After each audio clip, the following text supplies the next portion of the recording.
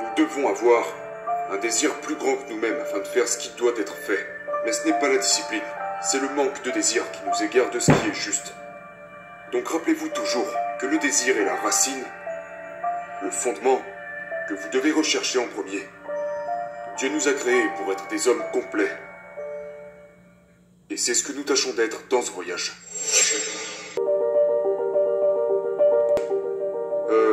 Récemment, un de mes bons amis était très découragé parce qu'il est en surpoids. Et il ne semble pas pouvoir se tenir à un bon régime alimentaire ou à une bonne routine d'entraînement. Et en fait, vous savez, on a tous un peu cette voix dans notre tête qui nous parle de manière négative.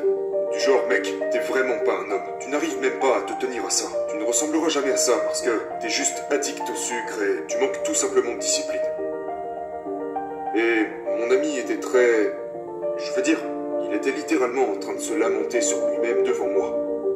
Mais parce que je tiens beaucoup à lui, j'ai dû contrer ses mensonges et cette négativité avec la vérité. Et je lui ai dit, écoute mon frère, le manque de discipline n'est pas ton problème. Ton problème, c'est le manque de désir. Il s'est arrêté, m'a regardé et m'a dit, mec, je n'avais jamais vu les choses sous cet angle-là. J'ai dit, écoute mon ami, tu ne veux pas vraiment changer.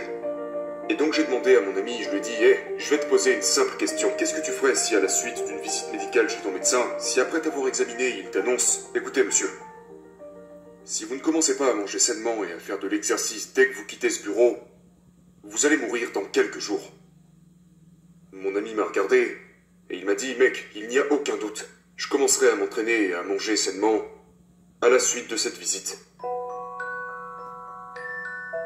Ce n'est pas une question de discipline, c'est une question de désir. J'aime la façon dont Yahushua le dit. Il dit, si tu m'aimes, tu conserveras mes commandements. Dans quoi est enraciné l'amour? Le désir.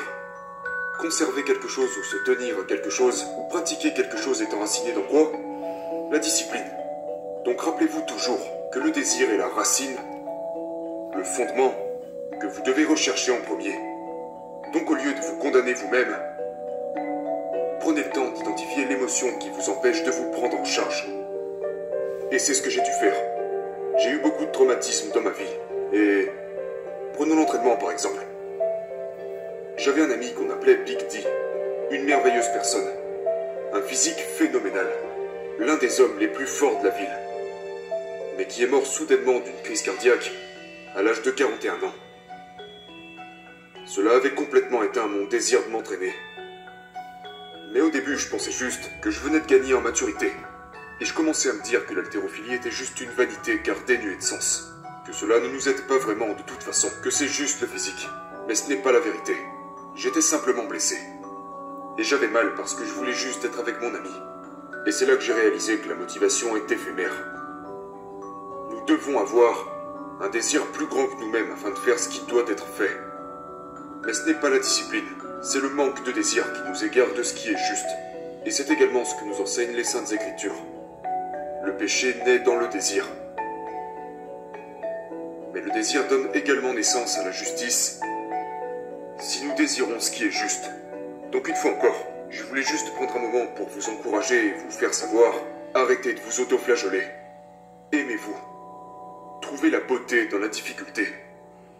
Et comprenez qu'il n'est pas question de discipline. Prenez le temps de méditer, prenez le temps de faire ça, afin que vous puissiez, afin que ces émotions et ces sentiments cessent de tuer votre désir, de faire tout ce que vous devez faire, non seulement pour vivre, mais aussi pour réussir dans la vie. Donc à nouveau, rappelez-vous que c'est toujours la racine qui vient avant la nourriture. Même chose avec l'haltérophilie, c'est toujours le désir qui nous pousse à soulever cette charge et qui amène le muscle. C'est le désir de vivre et d'aimer vivre qui vous pousse à changer votre alimentation. C'est le désir de donner à votre épouse l'amour que vous éprouvez pour elle à l'intérieur de vous. D'exprimer un véritable amour envers elle et ne pas vous laisser entraver par la boîte de la masculinité.